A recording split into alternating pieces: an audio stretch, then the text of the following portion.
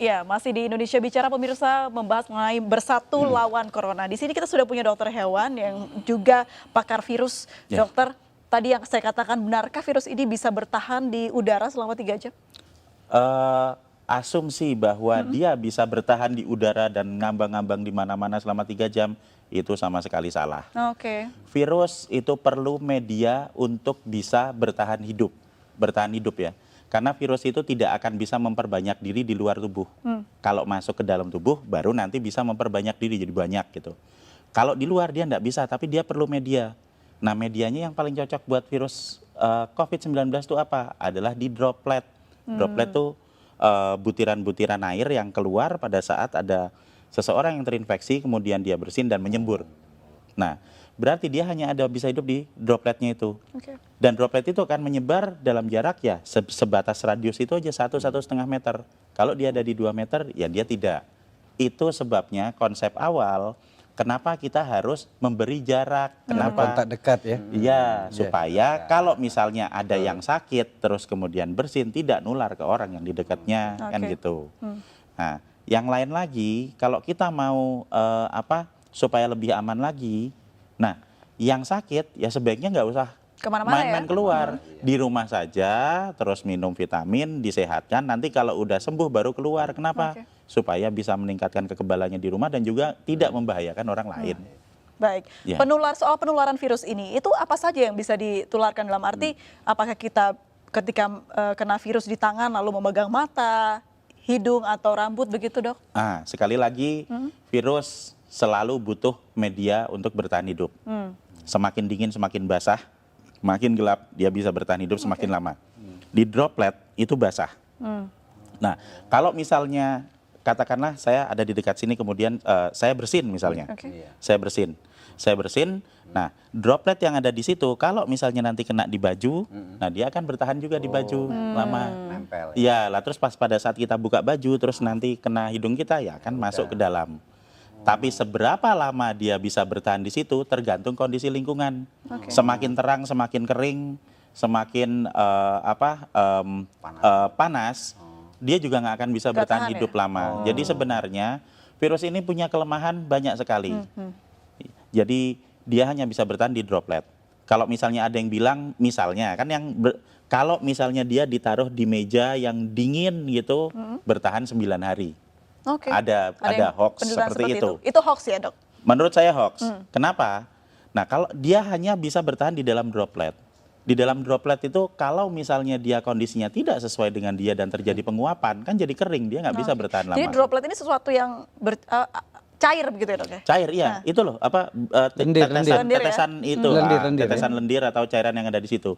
Dan kalau misalnya kita bersin di satu lokasi, atau di meja misalnya, kemudian kita langsung dibersihkan dengan desinfektan, dibersihkan dengan sabun, dibersihkan dengan pembersih lantai atau apa, itu dilap gitu, dalam waktu 3 menit, sudah hancur. Jadi virus ini gampang hancur dengan pelarut lemak, dengan sabun, dengan deterjen dan macam-macam, termasuk kalau nempel di baju kita terus langsung masukin mesin cuci, itu virusnya hancur. Kelemahannya seperti itu. Nah, kelebihannya nyebarnya cepat. Jadi sebenarnya kita bisa tahu kelemahan dan kekuatan virusnya dengan jelas supaya kita bisa ngatasi. Kita harus tahu dulu kalau kita mau bertempur, kita kan harus tahu dulu musuhnya. Ya. Kalau Siapa ya? kita tidak tahu musuh kita apa, yang terjadi apa? Kita cuma ketakutan aja. Oke. Wah, nanti kena, saya sekarang kena, besok mati, ya enggak lah. Kalau dari segi virusnya atau ya faktor dia bisa tumbuh begitu, apakah benda yang dia hinggapi begitu ya, Dok ya, itu mempengaruhi juga si virus ini bertahan hidup begitu, seperti di plastik berbeda dengan di kayu mungkin? Iya, semakin dingin dia bisa bertahan hidup semakin lama. Tapi permasalahannya di sini adalah bukan seberapa lama dia bisa ada di situ, seberapa ingin kita dia hidup. Oke. Seberapa kita ingin supaya virus itu tetap hidup. Kalau kita pengen virus itu cepat mati supaya nggak nular, ya kalau misalnya kita tahu mejanya kotor ya dibersihin aja. Disemprot, dibersihin. Ada yang bersin misalnya ya cepat-cepat disemprot, dibersihin. Semakin kita diamkan paparan virus yang ada di situ, ya dia akan bertahan semakin lama. Baik. Tapi kalau misalnya kita bisa punya kesadaran sendiri untuk mulai dengan pola hidup bersih. Setiap ada sebaran di situ ya kita semprot bersih. Simpel kok itu, enggak terlalu sulit. Cuma diusap aja. Seperti itu, nah maka kita akan sangat membantu untuk mengurangi sebaran virus. Baik, itu juga berlaku untuk batuk begitu ya dok ya? Iya, betul. Dan kalau tetap mata nggak mungkin ya dok ya? Bisa Enggak aja. mungkin, enggak, sama sekali tidak mungkin. Apalagi hanya pikiran. Iya, hanya kalau tetap pikiran. mata ntar jatuhnya ke hati ya dok ya? Namanya halu baik, itu, ya, lalu. halu. Kalau berbicara soal bagaimana dampak negatif dari virus ini, apa dampak yang paling buruk bisa dihasilkan dari virus ini dok? Jadi kita akan kembali lagi ke sifat virus. Virus ini pertama, cepat menyebar.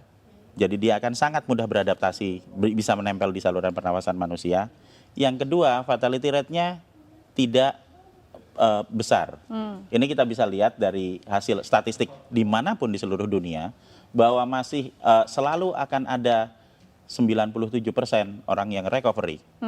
Jadi kalau dari 100% populasi ada 3% yang masuk ke fatality rate, dan 97% itu dia bisa Ya. pulih dan juga bisa masih tetap sehat. Ini yang terjadi di pasien nomor 1, 2, 3. Ingat toh waktu di Ya, Depok ya. itu? Jadi tanggal 29 Februari dinyatakan positif. Benar toh? Terus dirawat di rumah sakit selama 16 hari. Dan kemarin mereka semua pulang dalam kondisi sehat. Dan berubah jadi negatif. Berarti apa? Status positif terinfeksi ini bukan status yang tetap. Seperti misalnya, oh saya kena, sekarang saya positif. Sampai 1 tahun ke depan saya tetap positif. Tidak. Itu akan berubah seiring dengan peningkatan Kembalinya imun. kekebalan tubuh. Oke. Jadi kalau hari pertama saya terinfeksi, saya akan positif. Hari ke-7 saya masih tetap positif, tapi nanti di hari ke-10 pada saat antibodi saya mulai naik di 7 hari pasca infeksi, di hari ke-10 antibodinya banyak, kita akan berubah jadi negatif. Oke. Puncak produksi antibodi ada di hari ke-14, sehingga di hari ke-14 dia akan habis semua virusnya, dinetralkan oleh antibodi. Itu yang terjadi pada pasien nomor 1, 2, 3. Jadi supaya kita bisa menginduksi pikiran-pikiran positif dan optimistik yang ada di rakyat, kita harus belajar juga melihat, kok ada pasien nomor Yang 1, sembuh 2, begitu 3 ya? sembuh, ini kan udah ada buktinya. Menariknya tadi juga sempat di program di Iya. tayangan kita begitu, pasien 03 ini ternyata tidak ada gejala yang terlalu parah begitu dok, hanya batuk sedikit saja, Ya. dan treatmentnya pun hanya diberikan vitamin dan juga obat batuk oleh Betul sekali. dokter. Iya. Nah, kenapa virus ini bisa tidak semua orang terkena paru-paru dok? Nah, jadi kalau kita mau melihat keganasan virusnya, itu kita jangan melihat kita harus kembali ke struktur virusnya ya. Struktur virusnya lagi, sifat virusnya. Virus ini bentuknya tetap, dia akan menyerang ke semua manusia. Oke. Dia tidak berubah. Yang menyebabkan terjadinya perbedaan adalah di manusianya.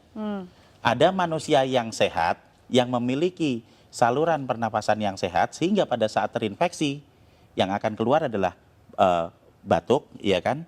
Kemudian nanti bersin, pilek, kemudian dia demam, sampai paling 5 hari. Dan kemudian di hari ke-7 dia akan mengalami recovery. Oke. Dan di hari ke-14 dia full sembuh, persis seperti pasien nomor 1, 2, 3.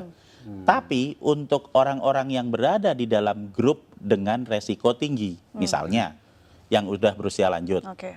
Kalau orang usianya lanjut, kemudian dia nanti akan memiliki pengurangan dalam hal produksi antibodi karena usianya Ini udah lanjut. usia berapa tahun ke atas dok? 60 tahun? Di statistik itu dia ada di usia antara 70, 80. Itu di statistik datanya. Terus yang kedua, manusia dengan komplikasi penyakit, diabetik misalnya, atau hipertensi, atau stroke, gitu kan. Dan yang ketiga adalah manusia yang memiliki riwayat gangguan pernapasan. Oke. Misalnya TBC, misalnya bronkopneumonia, bisa jadi juga asma. Maksudnya adalah saluran pernapasannya sudah mengalami kerusakan Oke. sebelum ditempeli virus, sehingga pada saat ketempelan Lebih gampang, COVID-19 akan lebih parah. Itu yang menyebabkan terjadinya ada angka fatality rate 3%. Baik. Nah, jika kita akan fokus ke 3% ini, berarti kita akan berbicara mengenai grup dengan resiko tinggi, sehingga yang seharusnya lebih diperhatikan adalah yang di grup dengan resiko tinggi ini untuk dapat prioritas ke rumah sakit. Kenapa? Supaya rumah sakitnya nggak penuh, dokternya nggak repot, jadi nggak ada yang baru pertama kali kena sekarang, baru demam sebentar, terus waduh besok saya mati langsung ke dokter. Enggak seperti itu. Kita mendahulukan grup dengan resiko tinggi, sehingga tidak semuanya harus masuk rumah sakit. Nah, kita harus memberikan edukasi gimana caranya supaya kita bisa melawan virusnya yang ada di luar tubuh, meningkatkan antibodi yang ada di dalam tubuh secara mandiri, supaya kita semua nanti bisa mengatasi virusnya. Pertanyaannya, ketika seorang yang pasien positif sudah sembuh begitu, akankah dia bisa positif kembali? Ya. Bisa? Jadi kita berbicara mengenai masalah sebaran virus. Oke. Jadi satu hal yang harus kita pahami dulu, ini imunologi basic adalah bahwa kalau saya pernah kena virus, misalnya saya pernah kena virus COVID-19, nah tubuh saya akan punya data tentang virus ini. Sehingga pada saat nanti saya kena lagi, saya akan kebal. Pertama kali kena, antibodi saya akan keluar dalam waktu 7 hari untuk yang infeksi pertama. Tapi nanti begitu infeksi kedua, saya kena lagi, itu nggak usah nunggu 7 hari karena sudah ada datanya di sel memori. Saya akan mengeluarkan dalam waktu 24 jam, sehari langsung kebal. Ini prinsip dasar kenapa kita semua harus divaksin.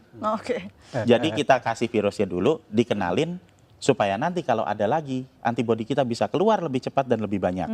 Nah, jadi kalau misalnya saya sudah pernah kena, kemudian saya sembuh dalam waktu 14 hari, saya keluar ke kerumunan, dan di kerumunan ini ada orang yang sakit, kemudian saya kena lagi. Apakah saya bisa kena? Jawabannya ya, pasti iya. Kalau diambil sampel, apakah itu akan jadi positif? Ya, benar jadi positif. Tapi apakah infeksi kedua itu akan membuat saya sakit? Tidak, karena saya sudah punya antibodi. Dan kalau yang pertama tadi, mungkin kita ingat hari pertama positif, nanti hari ke-7 masih positif, hari ke-10 bisa jadi negatif. Yang pertama, infeksi pertama. Kalau sudah saya kena lagi, hari pertama positif, nanti hari ketiga bisa positif, hari keempat sudah negatif. Karena antibodinya sudah keluar. Jadi orang yang kena corona ini sudah positif berarti punya antibodi yang besar ya dok ya ketika sudah sembuh tapi. Betul, dan dengan memberikan vitamin E dan vitamin C, kita bisa memproduksi antibodi 2-3 kali lipat lebih banyak daripada normal. Baik. Tapi kenyataannya adalah banyak nih Pak Bahtiar, masyarakat Indonesia yang mengantri panjang sekali di rumah sakit. Nah ini seperti apa? Apakah akan jadi fatal, akan terjadi ketularan yang benar-benar positif? Kita akan bahas ini nanti. Sebelumnya kita akan jeda terlebih dahulu. Pemirsa tetap bersama kami di Indonesia Bicara. Iya. Semakin terang tak?